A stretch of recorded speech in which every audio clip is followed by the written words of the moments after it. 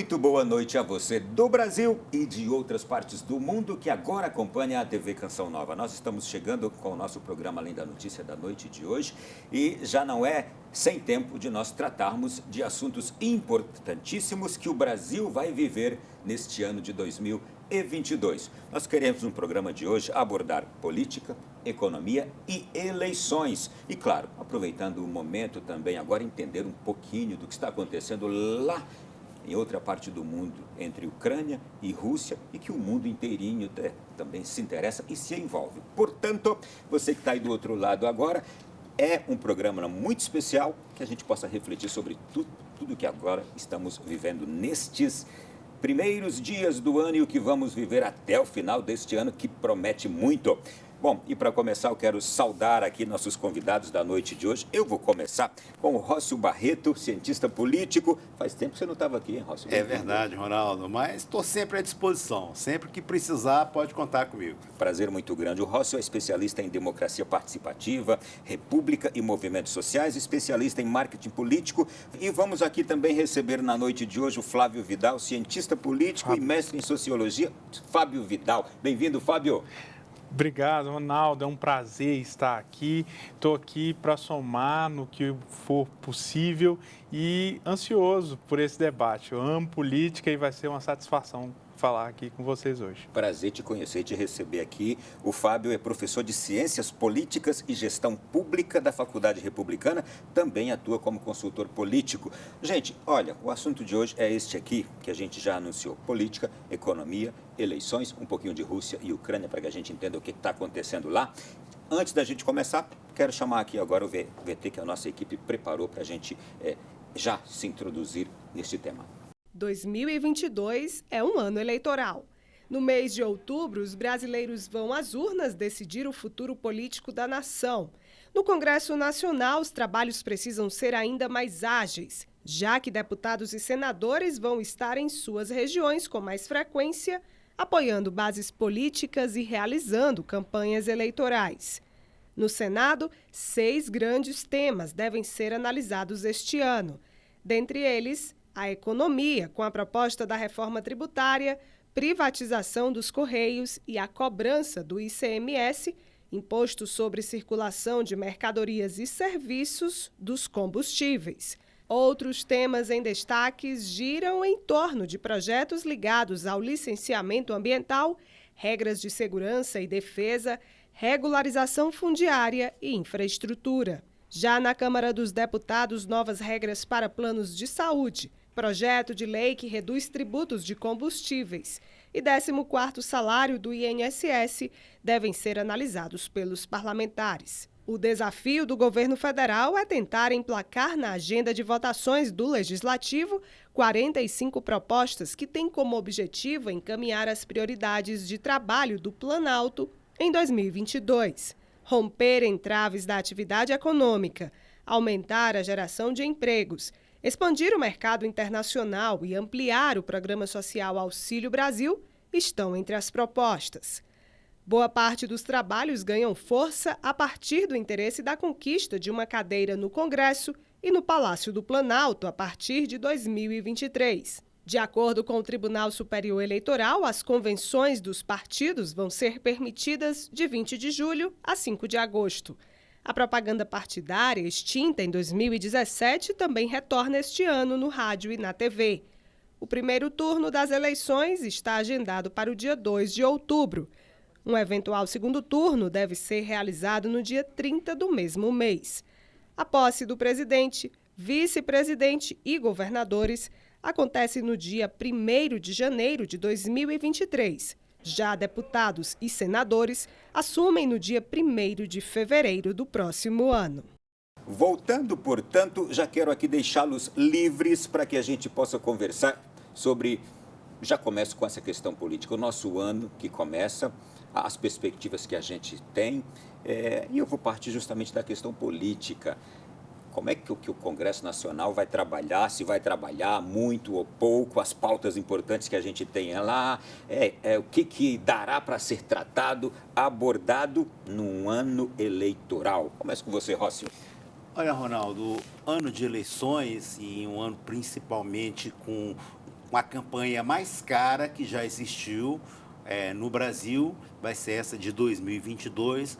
Muitos parlamentares estão alimentando as suas bases, levando as emendas necessárias para cada cidade e cobrando o retorno dessas emendas em votos, sejam para eles se manterem no poder, caso eles venham à reeleição dentro do próprio Congresso, seja na Câmara ou no Senado, e também para eleger seus respectivos governadores em cada estado.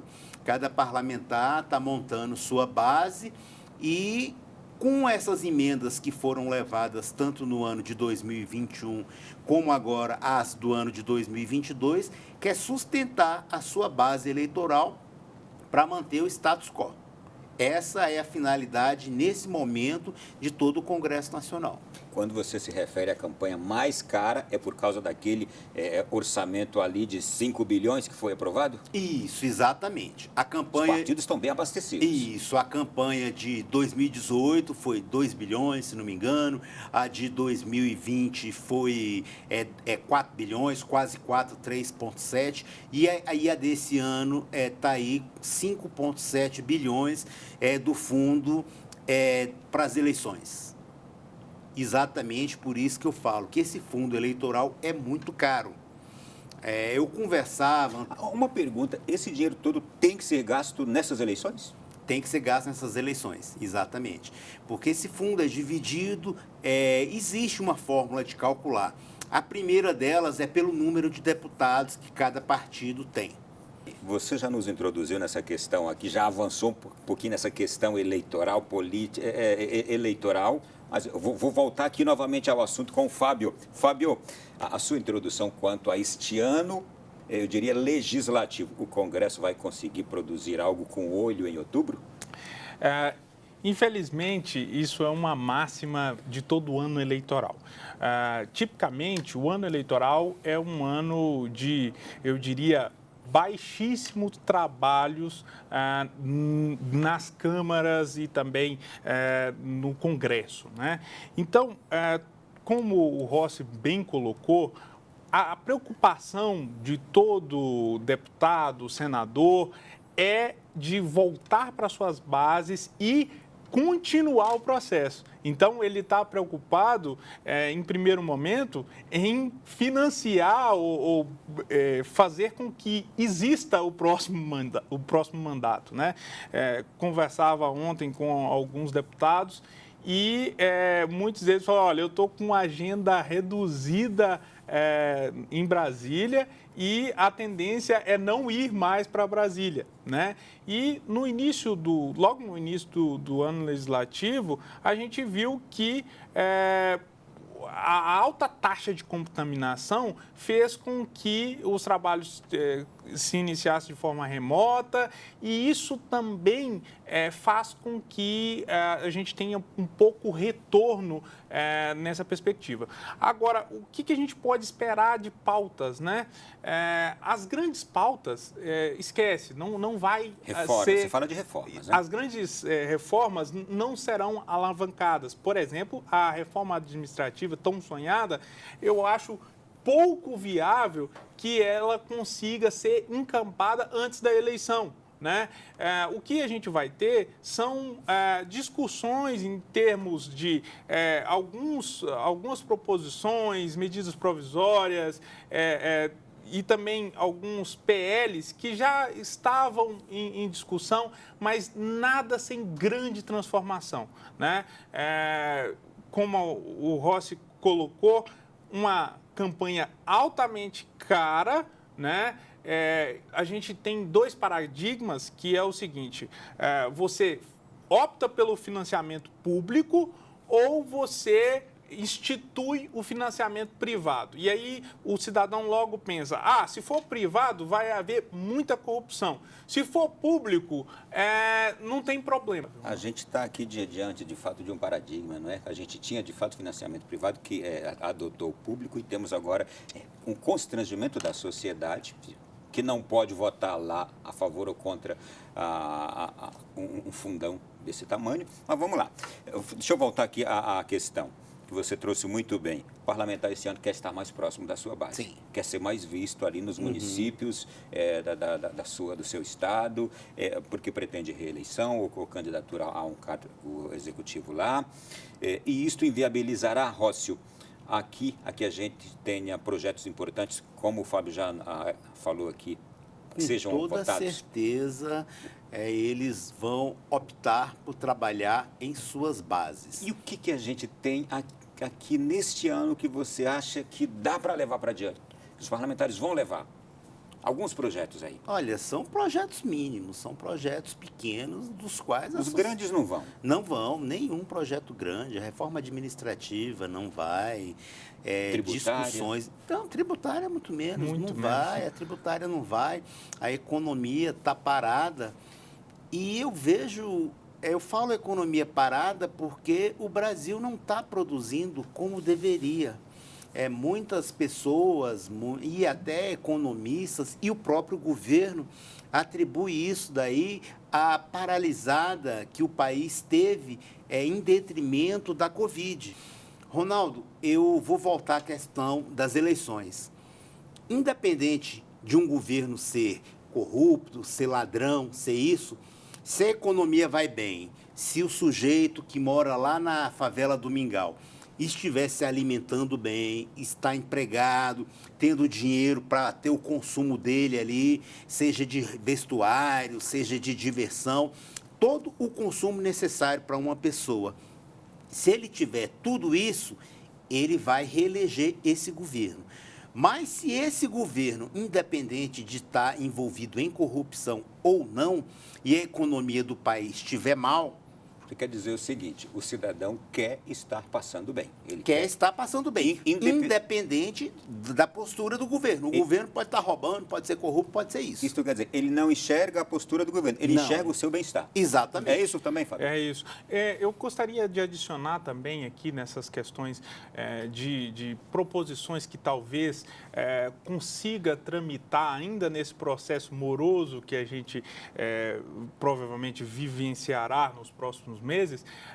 Talvez a gente possa ver, é claro, o cientista político não tem bola de cristal, mas a gente possa ver um avanço de pautas, por exemplo, como a mineração em terras indígenas, que é algo que está sendo tratado no Congresso e recentemente o governo federal editou um decreto incentivando a mineração em pequena escala. Tá? Isso é algo novo e talvez é uma questão polêmica, né? Muito polêmica. Não apostaria nessa pauta, mas talvez nesse burburinho pode ser que seja alguma coisa que acabe descambando para alguma flexibilização. Não acho que esse projeto ele vai chegar e sair da mesma forma que entrou, né? Então ele vai ser alterado ao longo do seu percurso e nem sabemos se até outubro isso chegou a um desfecho. A gente está agora numa discussão muito grande quanto à questão do PL dos combustíveis. Sim.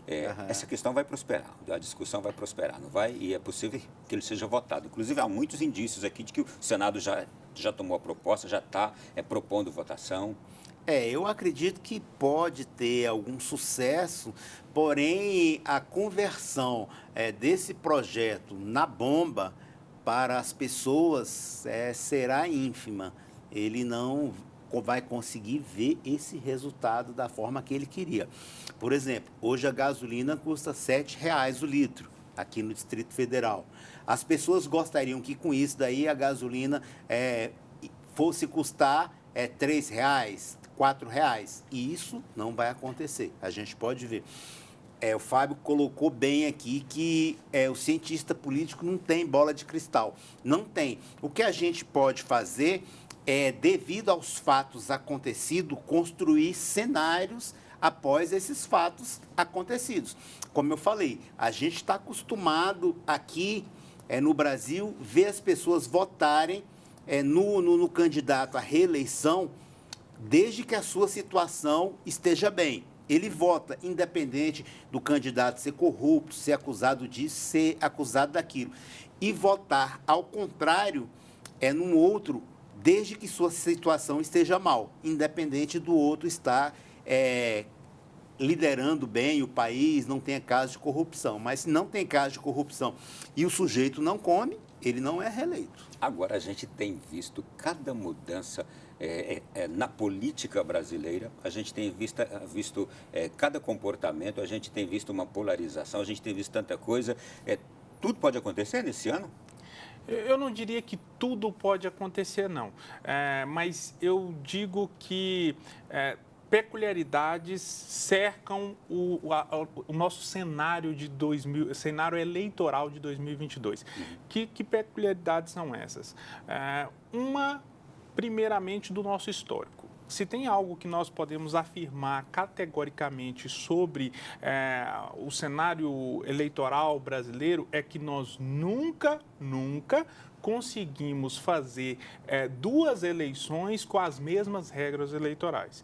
Então, isso é algo que milita contra nós. Nós nunca conseguimos. Então, já vamos falar dessas mudanças para este ano.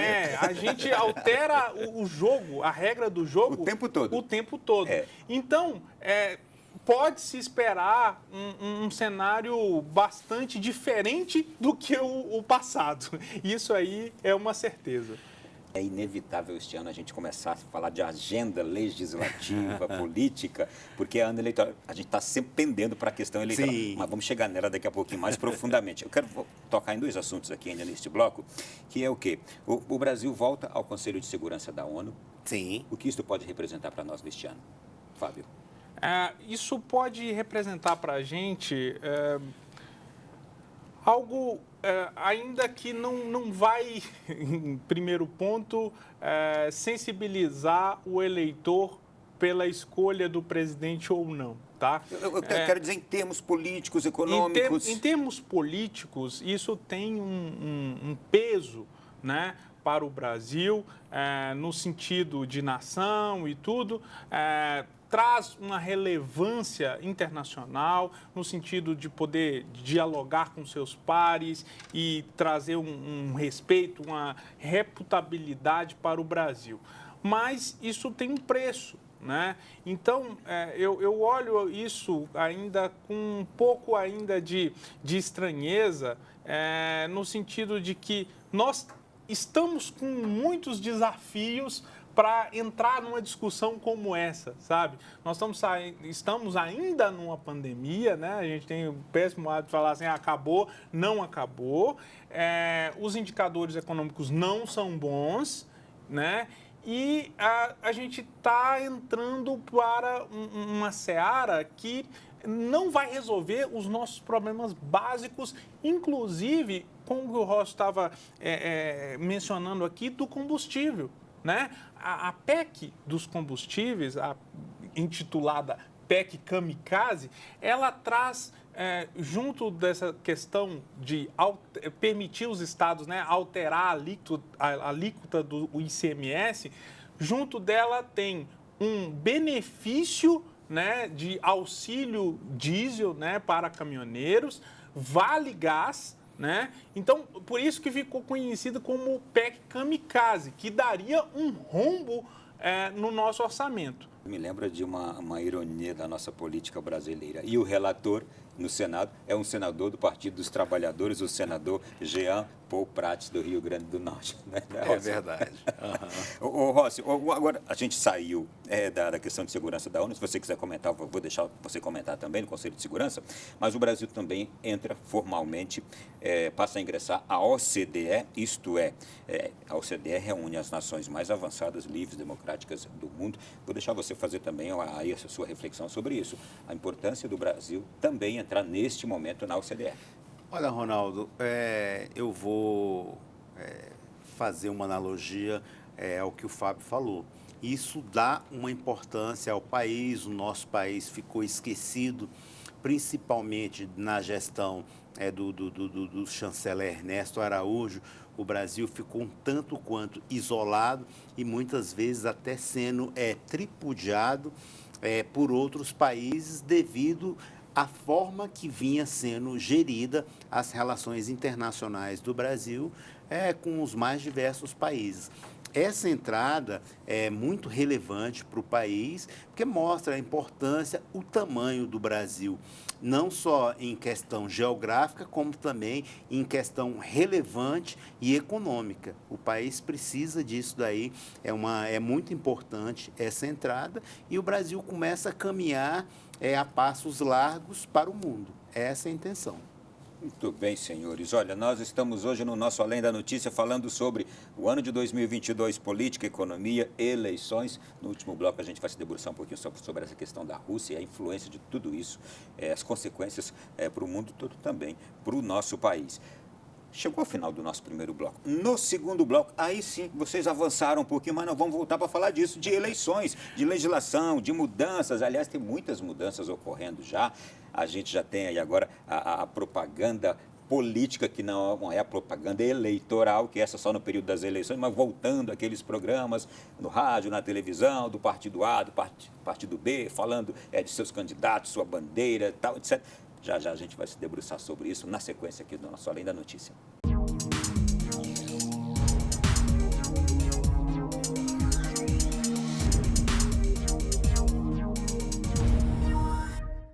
Voltando aqui na sequência do nosso Além da Notícia, enquanto a gente estava no intervalo, a conversa continua aqui. E a gente conversava sobre o preço de gasolina, não é? Que a questão toda não se resume à redução do ICMS, etc. e tal, embora seja um componente, mas a gente já ouviu em outros momentos dizer que o Brasil é autossuficiente em petróleo, e a gente estava conversando justamente sobre isso.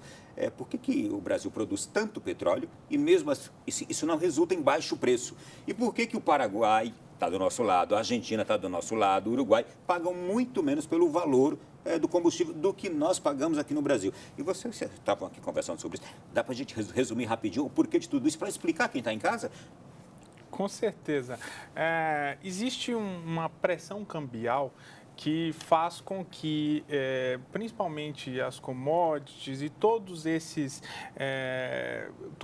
produtos, né? Pressão cambial, vamos falar de dólar, é isso, né? Isso, Okay, o valor do dólar, né?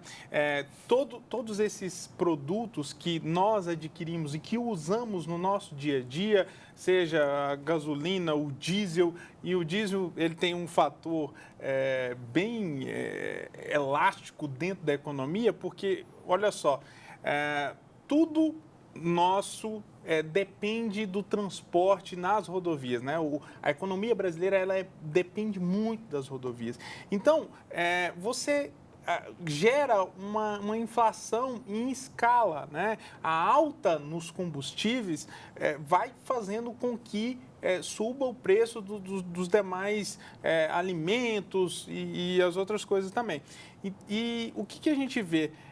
Não é só retirar o ICMS, não é só a questão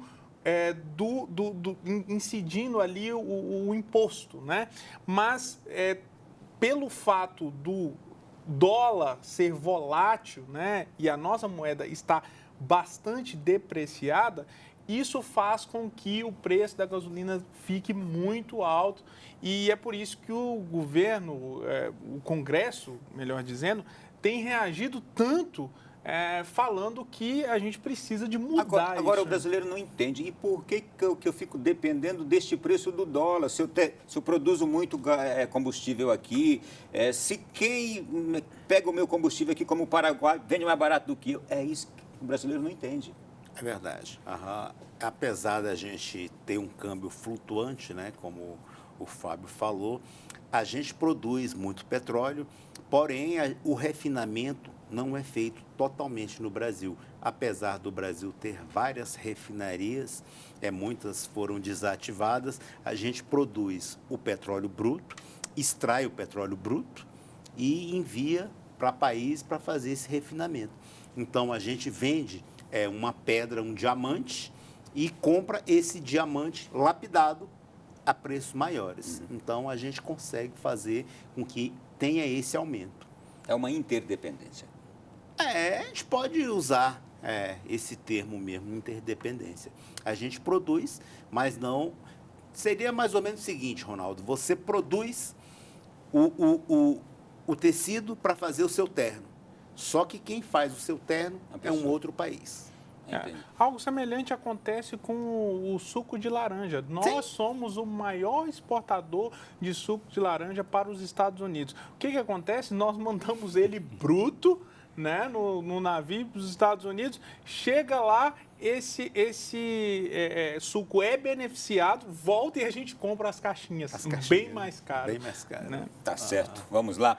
Vamos seguir. O assunto agora é eleições neste ano. Olha, gente, o Congresso Nacional transformou 3 propostas legislativas em leis que promoveram mudanças, como você falou agora há pouco, toda eleição a gente tem mudança, na legislação eleitoral. Vou pedir comentários a vocês sobre algumas dessas mudanças, nem todas, que não vai dar tempo. Incentivo à candidatura de mulheres e pessoas negras ao estabelecer a contagem em dobro dos votos dados às mulheres e pessoas negras para a distribuição do fundo partidário e do fundo especial de financiamento de campanha. Explicando em miúdos isso aqui. Ronaldo, isso aí seria para fazer uma racionalização do dinheiro a ser distribuído. Porém, a Justiça Eleitoral não determinou qual seria o percentual de cada um. A Justiça Eleitoral determinou que seria 30% do fundo partidário que cada partido recebesse iriam para as mulheres. Porém, um partido pode ter 10 candidatas mulheres e somente uma receber todos esses 30%. Não há uma racionalização lógica dentro daí para que a gente pudesse fazer uma análise mais profunda. A questão de ampliar, de contar 2 por 1 de mulheres e negros para a distribuição do fundo é um avanço. Porém, isso daí poderia ter sido feito também para ocupar as cadeiras do Legislativo, seja ela da Câmara Federal, das Assembleias e até das câmaras municipais. E isso não existe. A gente, aqui no Distrito Federal, a gente tem uma maioria feminina ocupando as cadeiras da Câmara. Porém, isso não existe em outros estados. Então, isso aqui serve só para a distribuição do fundo? Só para a distribuição do fundo. Não é para ocupação de cadeiras, não vai haver 2 quocientes eleitorais. Não tem um casuísmo nisso aqui? Olha, Ronaldo, porque as pessoas gostam de colocar uma na reforma, alguma coisa que possa enganar as pessoas, né? Possa mostrar para as pessoas achando que é algo novo e que vai estar melhorando a vida, mas... Eu tenho muitos pontos sobre eleições. Fábio, um comentário breve sobre isso também? Olha, na verdade, isso merece um comentário grande. Mas eu peço breve porque eu tenho muita coisa. Porque, olha só, o que acontece nessa questão? O objetivo era aumentar a representatividade tanto de negros quanto mulheres. Negros e mulheres não são enxergados na Câmara dos Deputados. E esse quantitativo é exclusivo para a Câmara dos Deputados, tá? Então, é o voto em dobro para candidatos e candidatas da Câmara dos Deputados, né? E aí, o que acontece? Antes, né, você já tem uma legislação que determina o percentual mínimo de gênero, de 30%, né?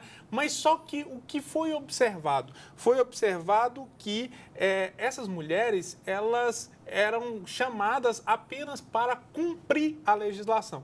Tá? Não eram candidaturas viáveis, não se apostava nessas mulheres e o que fazia o líder partidário, ele precisava de preencher tudo aquilo ali para poder lançar a sua nominata, então ele buscava ali as mulheres para completar. E aí, a ideia é que aumenta-se a representatividade investindo dinheiro para que na próxima eleição essa mulher e esse negro possa ser disputado. Agora, eu concordo com o meu amigo Rossi aqui no sentido de que só isso não resolve. tá? Não é você injetar dinheiro que vai fazer com que os negros e as mulheres se tornem viáveis politicamente. Existe um monte de questões que está aí emperrando a candidatura e também a vitória desses candidatos. Entendi. Agora, que uma coisa é certa também. Antes era só na nominata. Eles precisavam aparecer lá na quantidade de pessoas que disputaram as eleições, mesmo que não se tivesse muita chance para esses candidatos. Mas agora, se oferecendo em dobro aqui, em termos de fundo partidário, para o partido que eleger negros e mulheres, então, certamente o partido vai se interessar por elegê-los, porque também vai ganhar mais com eles. É isso, não é? Não. Isso aí é do fundo partidário que o partido receber. Exato. Eu digo assim, mas se forem eleitos mais negros e mulheres, na hora da divisão do fundo, o partido vai ganhar mais. Não. Mas o partido X recebe o fundo. Com aquelas regras que eu falei antes. Esse fundo que ele receber será dividido proporcionalmente, contado 2 por 1, para os candidatos negros e mulheres. Ele não vai receber mais por isso. Ele vai receber a quantidade que ele estaria recebendo. A divisão será para os negros e mulheres. Na verdade, o resultado será na próxima eleição. Então, nesse ano, o que vai acontecer? Normal, tudo normal, as candidaturas e tal. As candidaturas negras e femininas, né, que receberem esse voto em dobro, vai potencializar as eleições municipais. Então, acredita-se que na próxima eleição a gente vai ter um cenário melhor para esses dois grupos, mulheres e negros. Vamos seguir aqui. O segundo ponto que eu quero abordar com os senhores é o seguinte, já é mais leve esse aqui. Nova data de posse do presidente da República, mudando para 5 de janeiro, e governadores. 6 de janeiro, a partir de 2026. Ficou algo de bom senso, não ficou? Eu acho que é trocar 6 por meia dúzia. É porque antes era 1º de janeiro, tudo junto, né? Exatamente. É o primeiro dia do ano, aí governador e presidente, tudo no mesmo dia. Governador, presidente e os deputados estaduais, né? Deputado estadual. E aí um que queria ir do outro não podia, essa coisa toda. Ainda estava de ressaca, do ano novo. Agora, são 2 dias um pouquinho distante da virada do ano, os 5 para presidente, posse de presidente, e os 6 para governadores. Melhorou um pouquinho. Vai permitir que um participe da posse do outro. Da posse do outro. Mais ou menos nesse sentido. E que não esteja de ressaca, é isso? Exatamente. Não altera muito, não. Okay. Outra mudança aqui.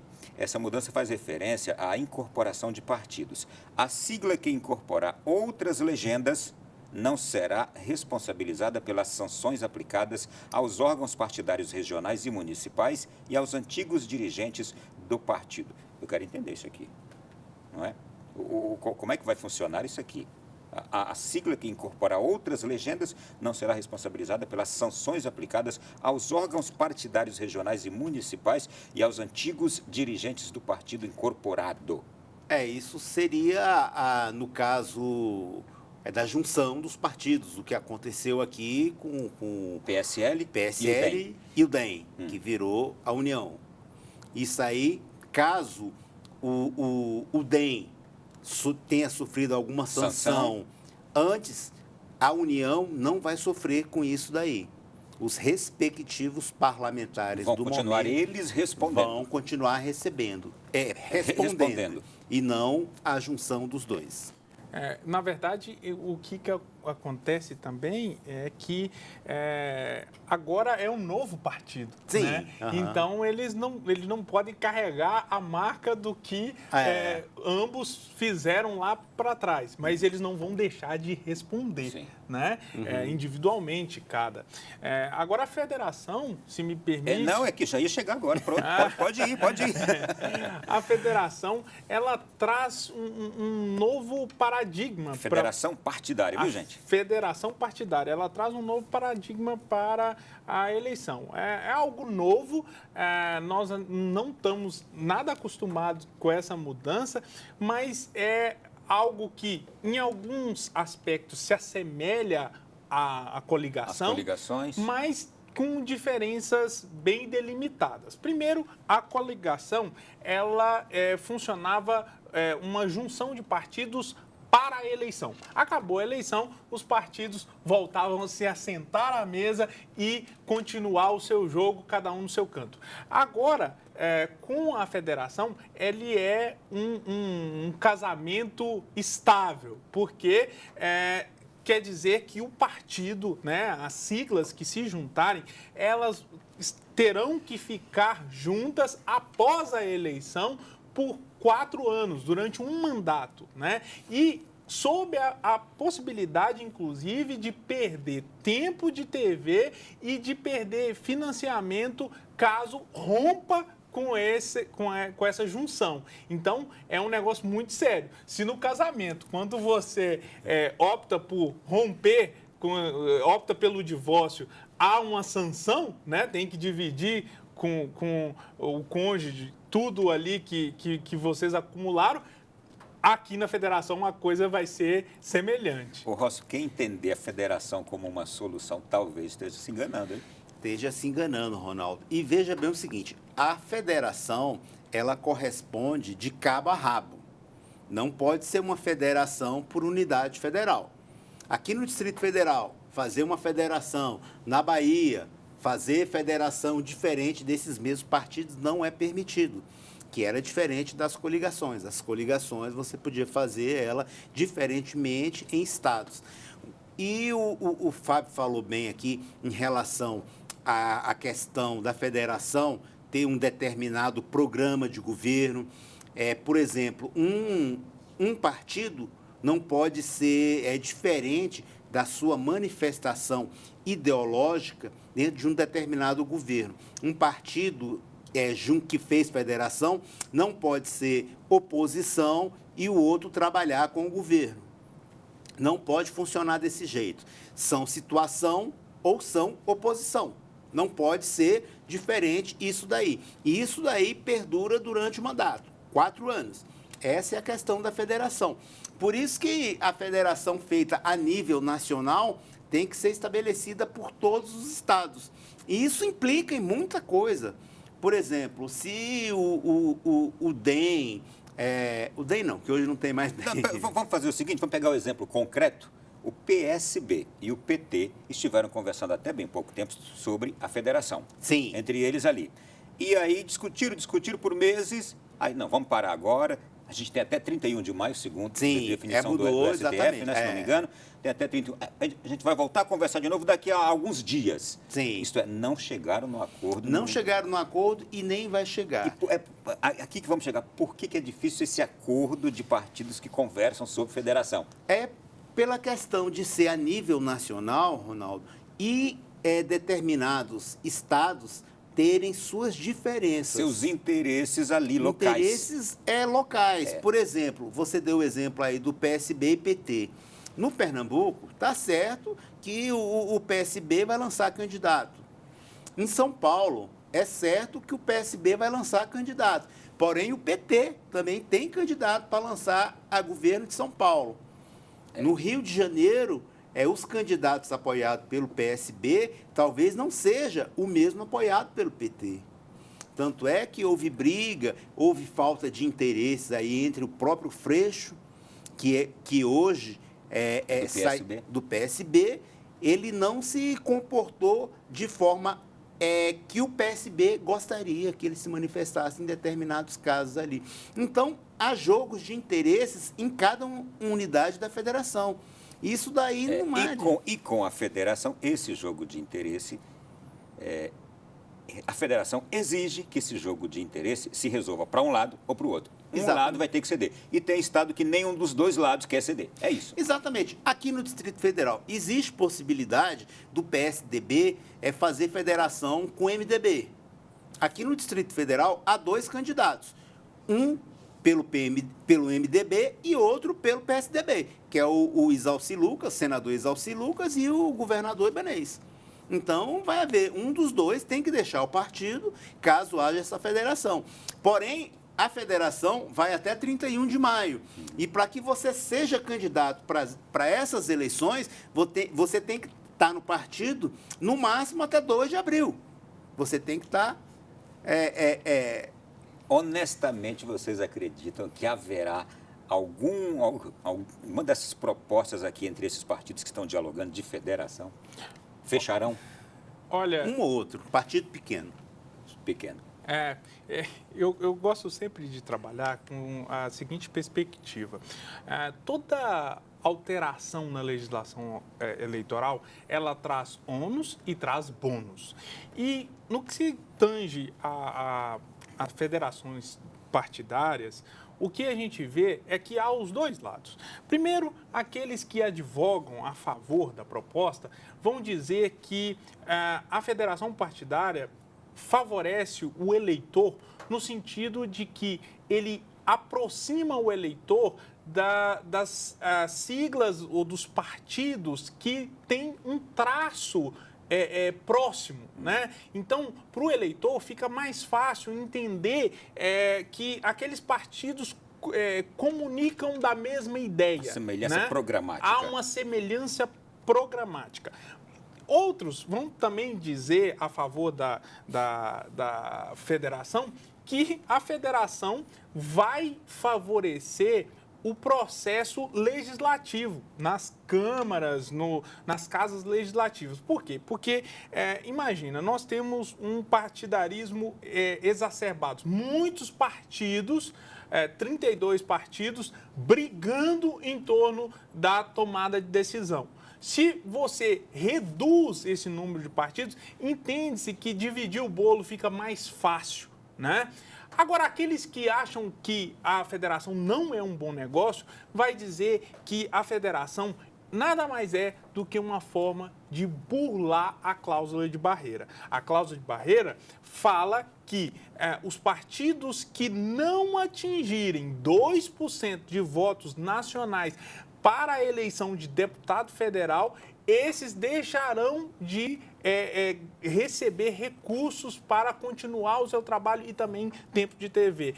Então, seria uma manobra dos partidos nanicos para continuar sobrevivendo no cenário. Daí o Rócio acreditar que vai funcionar a proposta da federação para os pequenos. Isso, exatamente. Não é? É uma salvação para eles. Da sobrevida, exatamente. E porque os partidos pequenos também têm poucos candidatos. Sim. Vão juntar para ver se consegue fazer um deputado federal. Porque, Ronaldo, eu falo sempre em deputado federal, porque é deputado federal que sustenta os partidos. Uhum. É o voto no deputado federal para você receber recursos, seja do fundo partidário, como do fundo eleitoral. É o voto no deputado federal que manifesta você ser um partido ou você ser uma comissão provisória. Isso que sustenta os partidos. Por isso que eu prevejo, como é que se diz, eu posso opinar desse modo e ver que os partidos pequenos poderão federalizar para se manterem vivos, né? A questão é essa, e questão de lançar candidatos com o mesmo programa. Senhores, mudando de assunto, que tem muita coisa de eleição aqui, a propaganda partidária está voltando agora neste ano de 2022. Desapareceu em 2017, está voltando agora. O que é a propaganda partidária? Hoje à noite vai entrar no ar o programa do partido A, a semana que vem do partido B. E assim a gente vai conhecer todos os partidos ao longo do ano, onde é que eles estão, quem são seus nomes, o trabalho que eles fazem, a prefeitura que administra. Lembra? Era assim que funcionava. Quero saber dos senhores, isso agrada o eleitor? Não, de forma nenhuma, Ronaldo. Você liga a sua televisão, está vendo sua novela, seu programa, vamos parar agora para o partido tal. E existem também as inserções. Além da propaganda, do programa. E do programa, aquelas vinhetinhas, os spotzinhos. Aquela vinhetinha de 30 segundos, você está lá, o senador fulano de tal está trabalhando, aí o senador, olha, eu economizei, eu fiz isso, eu fiz aquilo, tal lá. Aparece aí, lá. Senador fulano de tal, aí partido tal. Exatamente. E começa... Outra coisa, Ronaldo, você trabalha em televisão. A televisão aberta, para você anunciar na televisão aberta, é caríssimo. É caríssimo. Principalmente em horário nobre. horário nobre, das 20 às 22 horas, é caríssimo você. E quem paga isso daí? Quem paga? As pessoas falam, não, o consumidor, a pessoa comum não paga. Paga sim, porque a televisão iria pagar para o governo impostos e esses impostos são convertidos na propaganda partidária. O governo coloca a propaganda partidária e converte isso daí nos impostos que a TV ia pagar para o governo. Então, ele está pagando. Fábio, eu pergunto, os políticos acreditam que a volta dessa propaganda partidária tem algum impacto para eles?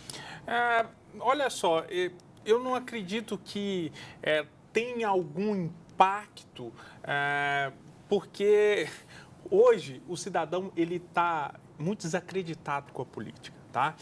Na verdade, nós olhamos para a política, no fundo, nós olhamos para a política de forma criminalizada, tá? A partir do momento que eu falo que eu sou candidato, eu me torno uma pessoa má, né? Porque a gente desacredita no processo político. Então, o meu convite, falando para o cidadão que nos assiste hoje, é olhar para essa propaganda eleitoral como alguém que vai sentar na cadeira, no lugar de poder e definir o rumo do nosso país, que vai votar, que vai representar você lá na Câmara dos Deputados. Então, eu acho que a saída é nós, como cidadãos, começar a encarar o programa eleitoral como, olha, aqui está o cardápio de quem vai ser o meu representante. Mas, por outro lado, nós estamos olhando para essa apresentação de forma jocosa, olhando ali para rir quem que é o que fala pior, ou qual que é a pior proposta. E, realmente, como o Rossi falou, chega aquele momento, aqui é o momento de desligar a TV. E também tem o outro lado. O cidadão hoje diz assim, é tudo marketing. O que ele está falando aí, nada diz a verdade, mas não é isso exatamente. Tem também esse outro aspecto, né? Com certeza, tem esse outro aspecto, porque, na verdade, o cidadão também ele não acompanha esse processo eleitoral. Ele não está por dentro. As pesquisas mostram que a maioria das pessoas, dos votantes, não sabe em quem votou na última eleição, né? Isso é um dado muito relevante. Eu não vou deixar de discordar de você. Mas aqueles que se interessam por política estão hoje mais politizados? Eles têm mais opção de informação do que tinha antes, tá? Eles têm mais fontes para buscar. Embora, às vezes, eles sejam levados por fake news, às vezes eles são levados por pessoas que não fazem um trabalho sério como você faz aqui, né? Então, isso influencia a opinião pública, né? Mas hoje nós temos um cardápio posto à mesa e as pessoas às vezes escolhem mal.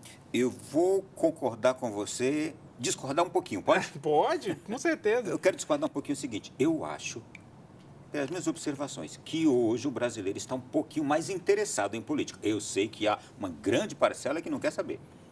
Mas eu acho que o brasileiro está um pouquinho mais interessado. Há uma parcela que cresceu e se interessou por política. Sim, ele está, Ronaldo, mas ele ainda sente dificuldades sobre os canais de informação.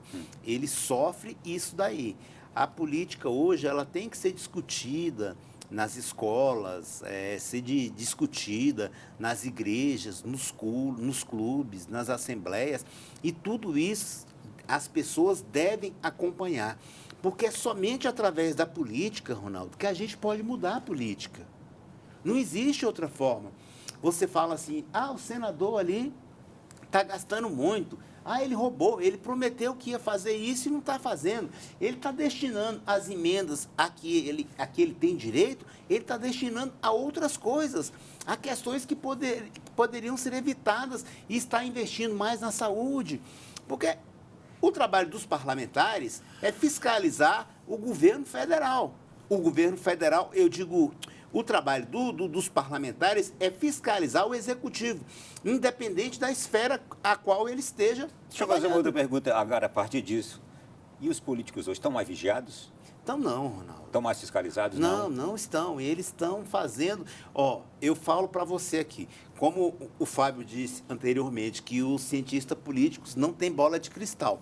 Mas se você acha que o Congresso eleito em 2018 foi ruim, o que foi eleito em 2022 vai ser pior. Eu falo isso pelo número de emendas às quais eles tiveram acesso.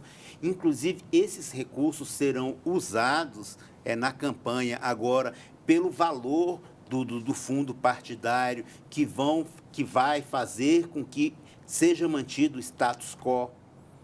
O status quo é a condição que a gente vive no momento. E essa condição vai ser mantida devido ao valor que eles têm para gastar em campanhas. Isto é, você acredita que será pouca ou pequena a renovação do quadro que está aí? Olha, Ronaldo, pode ser que haja renovação, porém essa renovação vai ser trocando 6 por meia dúzia. Entendi. A condição dos parlamentares será a mesma.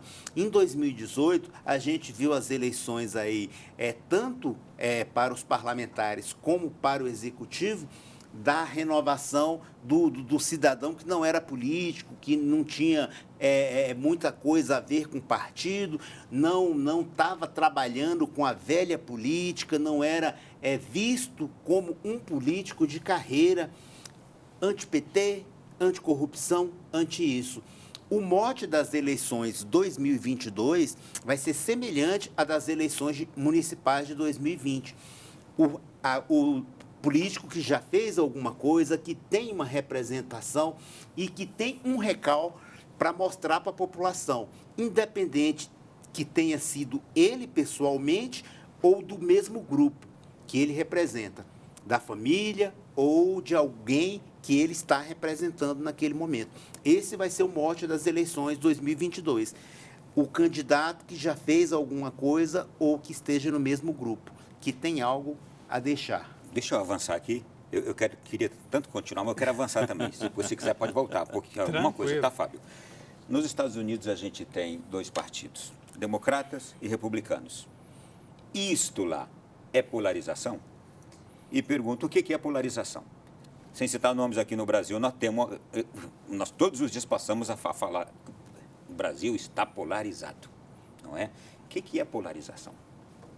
Polarização nada mais do que ter ideias que são divididas em polos diferentes. Então, um está no norte e o outro está no sul, né? E elas ficam se degladiando nessa discussão.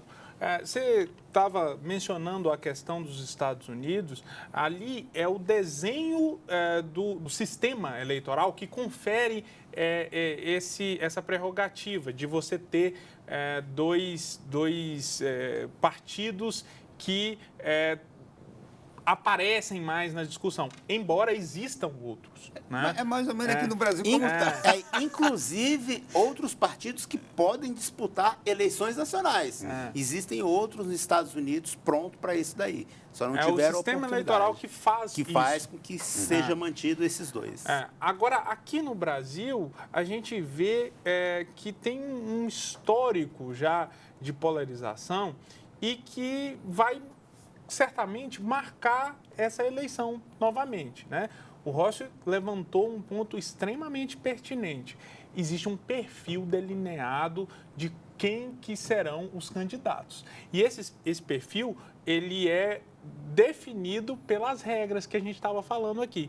Olha só, uma das regras que também incidiu nessa eleição é a redução do número de candidatos. Hoje, nessa eleição, nós teremos o número total de vagas mais 1. Então, para o Distrito Federal, 24 mais 1, 25 vagas. Isso puxou o nível da eleição para cima.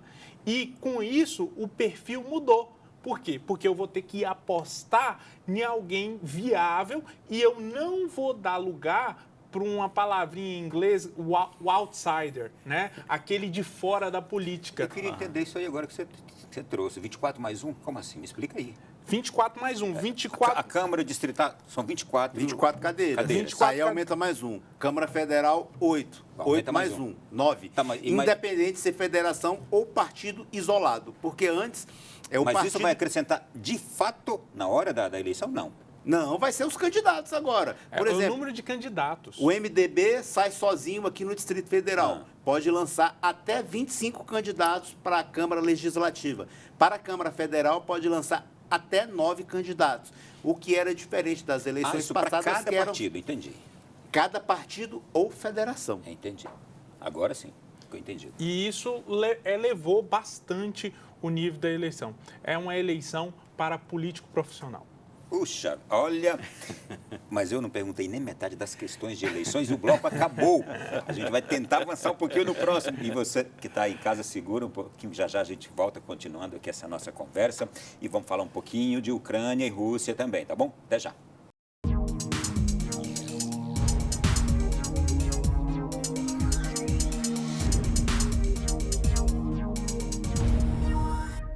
É a sequência do nosso Além da Notícia desta noite, que está falando sobre esses temas diversos aqui, a política, a economia, as eleições. E agora, nesse último bloco, a gente terminou com um assunto que eu fiquei aqui impressionado. Eu não tinha conhecimento dessa regrinha importantíssima, muito relevante para as próximas eleições, que vocês explicitaram aqui para nós. Eu fiz até um cálculo aqui na calculadora, gente, enquanto a gente está conversando no intervalo, que é o seguinte: o Distrito Federal tem 24 cadeiras para distrital, 9 para federal.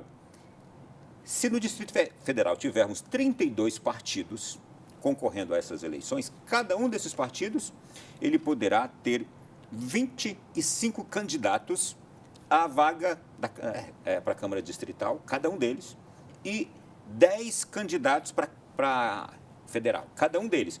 Isso quer dizer o seguinte: nas eleições passadas aqui no Distrito Federal, nós tivemos mais de 1.000 candidatos para a Câmara Distrital. Vai reduzir e vai ser o máximo de 800 candidatos. Isso, o máximo de 800.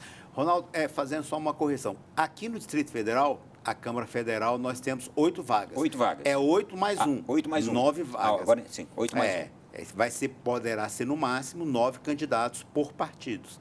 E na Câmara Legislativa, 25 candidatos, que são 24 mais 1. Esse é o número máximo de candidatos. E vocês trouxeram outro ingrediente. Se houver federação de partidos, a federação pode comportar quantos partidos? Não existe um número mínimo. Então pode tantos 2, quantos 3 toparem entrar ali. Exato, decidirem entrar ali.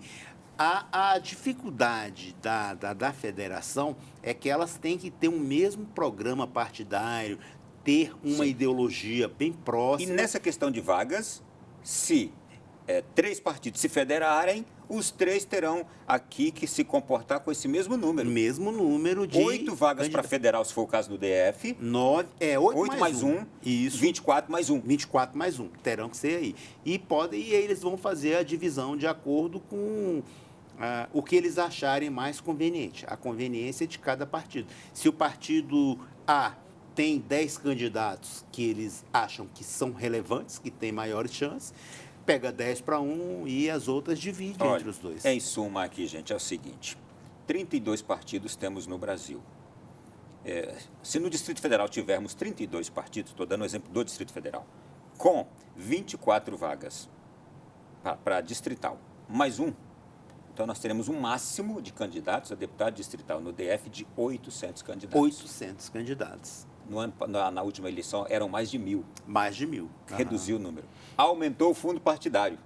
Sim, exato. Então, é mais dinheiro para menos candidatos. Mais dinheiro para menos candidatos. Então, Ronaldo, isso aí dá uma equacionada no que eu falei, que o Congresso vai estar do mesmo modo que ele esteve eleito em 2018. Serão os mesmos, porque terão as opções maiores para fazer o mesmo programa que eles vêm fazendo e se candidatar com uma condição maior de ser eleito.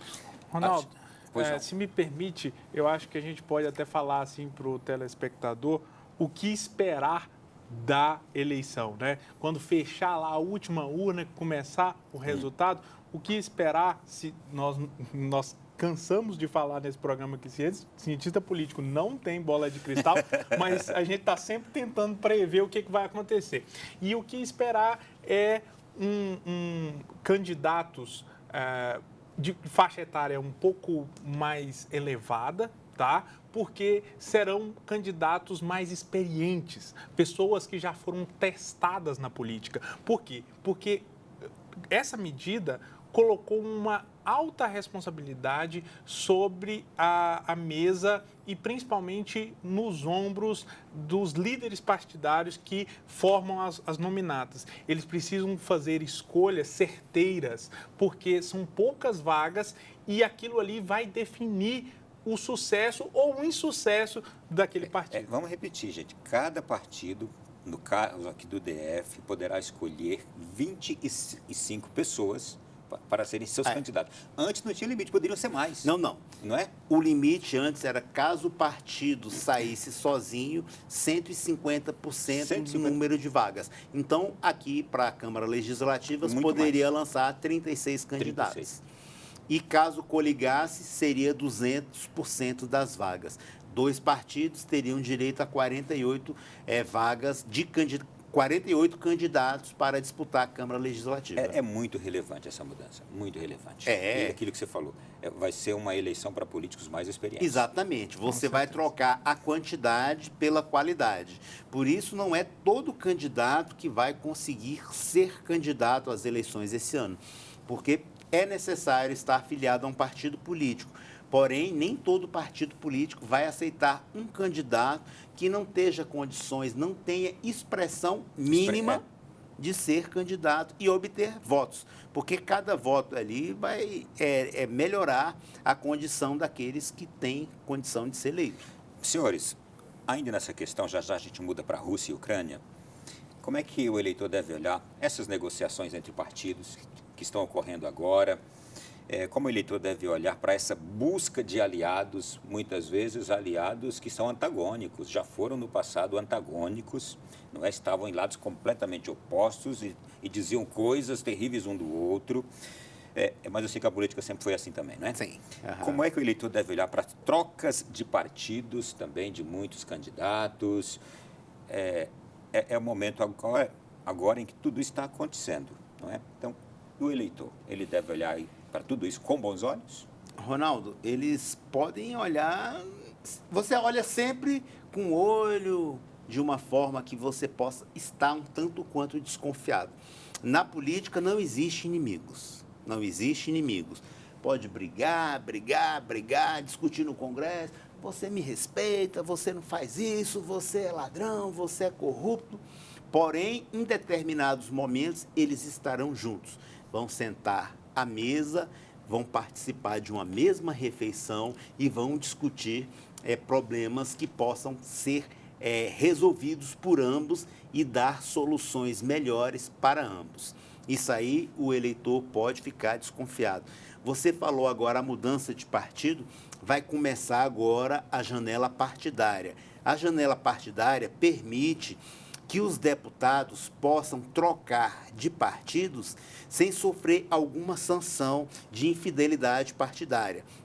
Esses deputados vão escolher uma legenda que possa melhorar e dar melhores condições, seja para ele se recandidatar, participar da reeleição, ou ele poder trabalhar melhor ali o que ele vem fazendo. Isso daí é de acordo com cada candidato. Isso daí é permitido por lei. Eu acho que isso daí é uma coisa que não poderia existir, porque se o candidato é filiado a determinado partido, é porque ele trabalha dentro daquela ala programática que o partido vem colocando, também com a ideologia. Ele deve estar próximo daquilo dali. Então, ele deixar aquele partido, porque o partido A, o partido B, vai oferecer candidatura dele ao executivo e o outro partido não vai, eu acho isso daí que uma falta de respeito com o próprio eleitor. Porque o eleitor votou nele porque ele defendia uma determinada programação política. Agora, e o que ele vai mudar. O que a gente vê muito no Brasil é que o eleitor ele vota na pessoa, ele não olha para o conteúdo do partido, né? De forma nenhuma. Fábio, sobre isso. Quanto mais você adentra a política olhando para o mais próximo para o nível municipal, né, olhando para os municípios, isso é uma coisa bastante interessante de acontecer, porque a política acontece na cidade, no município. Né?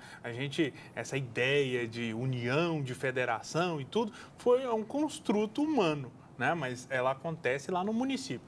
Então, quanto mais você caminha para um município, mais as relações, o voto ele é mais unipessoal.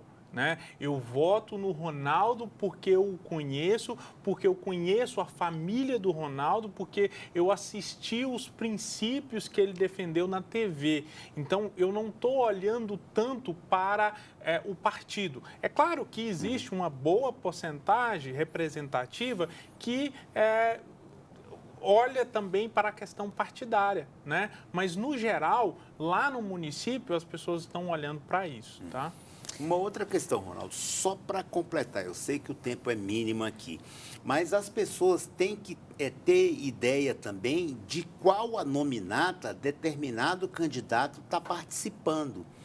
Porque o pastor vai na igreja da Dona Maria, lá na cidade, lá na favela do Mingau, aí ela vota no pastor, mas o voto que ela deu vai ajudar a eleger o traficante que viciou o neto dela. Isso é uma questão muito importante e difícil de entender. Você votou no pastor e elegeu o traficante.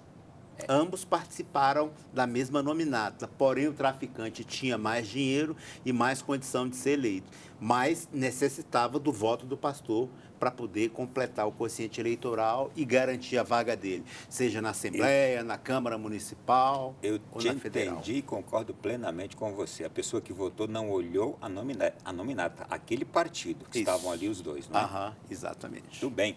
Gente, agora eu quero mudar de assunto aqui com os nossos convidados e quero chamar também a esta conversa aqui o Márcio Coimbra, que é mestre em ação política, presidente da Fundação Liberdade Econômica. Eu pedi a ele que nos trouxesse aqui um pouco e nos contextualizasse sobre esse conflito que está envolvendo a Rússia e a Ucrânia.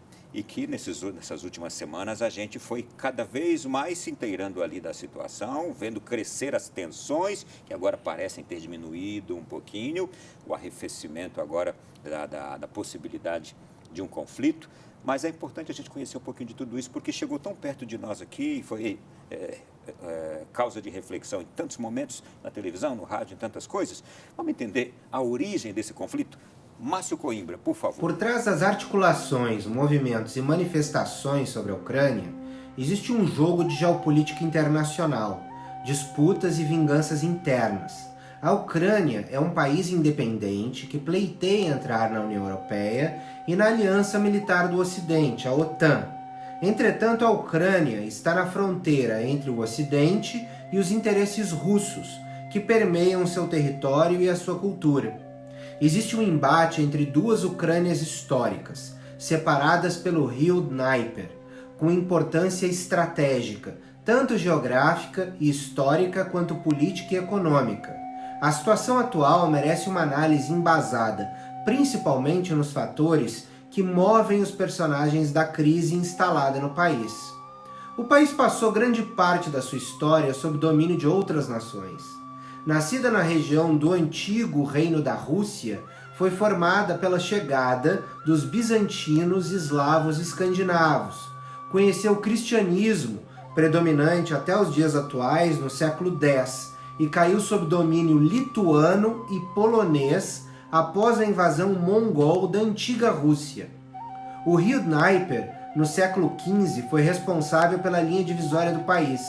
A oeste permaneceu sob dominação polonesa, enquanto a leste sob o jugo da Rússia, que após a partilha da Polônia no século XVIII, estendeu seu domínio por sobre todo o território ucraniano.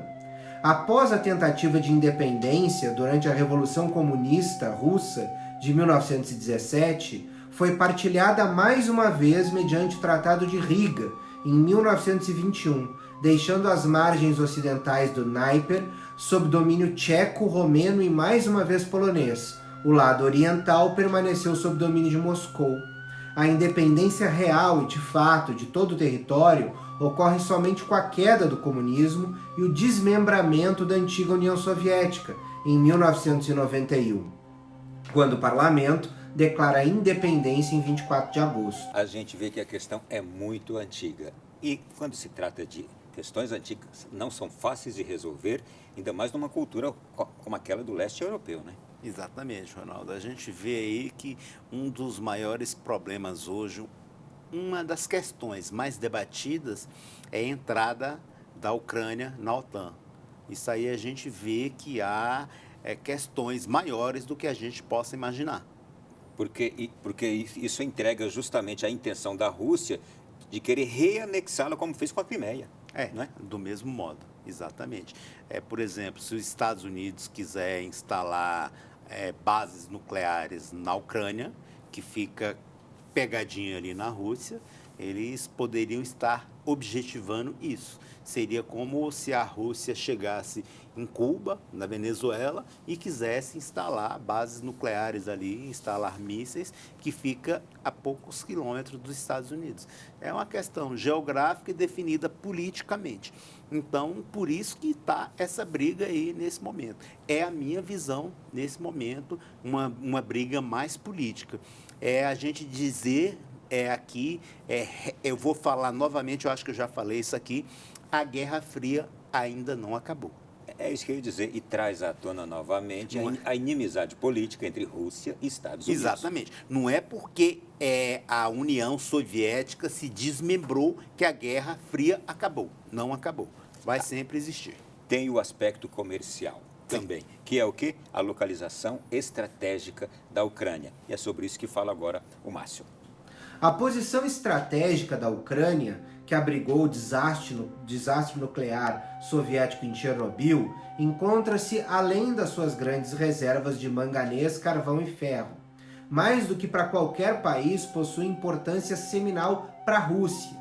Toda a infraestrutura que liga a Rússia à Europa passa pela Ucrânia, especialmente os dutos de transmissão de gás natural. Além disto, o porto de Sebastopol, na Crimeia, região originalmente pertencente à Ucrânia, mas ocupada pela Rússia em 2014, sempre foi a única saída de águas profundas para o Mar Negro do antigo Império Soviético. Ainda é importante lembrar que o rio Dnieper é a única rota de transporte marítimo que parte da Bielorrússia, forte aliada de Moscou, governada hoje pelo mais antigo ditador europeu no poder, Lukashenko, e que possui 1/4 da população ainda sofrendo as consequências da irresponsabilidade soviética em Chernobyl. Por fim, a Ucrânia, que foi o maior centro industrial da antiga União Soviética, tem importantes fronteiras com os países da parte norte do Cáucaso, que possuem fortes tendências separatistas e desafiam Moscou. Portanto, os interesses de Putin, além de políticos, passam fortemente pelo lado econômico. Para o Kremlin, é imprescindível possuir um aliado no governo de Kiev. A importância da Ucrânia é tão forte para a Rússia que o Kremlin foi acusado de envenenar o antigo presidente pró-Ocidente, Viktor Yushchenko, para evitar que este chegasse ao poder. Aqui a gente tem o interesse russo, manganês, carvão, ferro, dutos de gás natural que transportam o gás natural da Rússia para a Europa toda. Aliás, a gente viu uma crise de gás natural na Europa agora no final do ano, quase no finalzinho do ano, e justamente vindo da Rússia. E a Rússia negociando e regulando ali o envio desse gás natural. Não é? Então, ela tem um domínio sobre isso ali na Europa. Rota de transporte marítimo, fronteiras com países do Cáucaso que são hostis também a Moscou, e Moscou é hostil a eles. Então, tá aqui a localização estratégica da Ucrânia é um dos motivos também comerciais para a Rússia. A localização dela é determinado de brigas, tal como a gente viu agora, Azerbaijão e Armênia disputando uma área mínima que já é do Azerbaijão, estava ocupado pela Armênia, porém era uma área que produzia petróleo, tinha petróleo. Então a briga era exatamente por isso. Se fosse terra bruta sem produção de nenhum minério, de nada, eles não estariam brigando, tal como é essa questão aí, além das produções minerais, a localização geográfica, que é bem interessante. A gente adianta. Pois não, Fábio? Vale constar, Ronaldo, que, olha só, historicamente, né, a Rússia ela tem um histórico bastante belicoso. Né? Eu já estive pelo leste europeu, já visitei a Rússia e tal, e também estive muito próximo de pessoas russos e pessoas que moraram por muito tempo na Rússia, e eles exacerbam essa belicosidade nas suas conversas, eles gostam de mostrar armas, essas coisas todas. Se você visitar São Petersburgo, você vai ver vários museus de guerra. Isso faz parte da cultura russa, né? Essa intimidade com as armas e tudo, esse poderio russo. E a gente vê que, de certo modo, a forma como Putin vem tangenciando todo essa discussão, que não é nova, é uma forma de se colocar no terreno internacional e dizer assim, olha, aqui no leste europeu quem manda sou eu e eu tenho aqui uma importância para mim esse terreno, aqui todos os produtos, né, que impactam para o cenário europeu e o cenário também russo, e eu vou defender. Mas só que a gente vê que essa discussão é uma discussão também histórica, né? Na verdade, como o Rossi falou, a Guerra Fria não acabou, né? Os Estados Unidos reivindica para si a potência como potência internacional, e do outro lado Putin tenta blefar, a gente não sabe até quando esse blefe vai funcionar, né? E, por outro lado, tem um ator que está ali alimentando essa discussão e está crescendo, que é a China, né? Eu só queria chegar aqui no outro ponto. A gente sabe que a Rússia é a maior representação da antiga grande potência União Soviética. Sim. E a Rússia perdeu essas 23 ex-repúblicas que pertenciam à antiga União Soviética. E eu escutei um termo esses dias que dizia assim, a Rússia hoje é uma grande potência falida e estaria com esperança de retomar seu grande poder, voltar a ser uma grande potência com a anexação dessas ex-repúblicas soviéticas, etc. e tal. Seria isso também a ambição russa? Olha, a ambição, de todo modo, a ambição política, comercial, geográfica, como a gente já falou aqui. Porém, essa ambição de obter novamente as repúblicas que compunham a União Soviética, eu acho que isso é improvável, é praticamente impossível, né, de resolver isso daí. Até mesmo porque países do leste europeu que compunham a antiga União Soviética hoje estão com nações bem definidas e não permitirão que isso aconteça.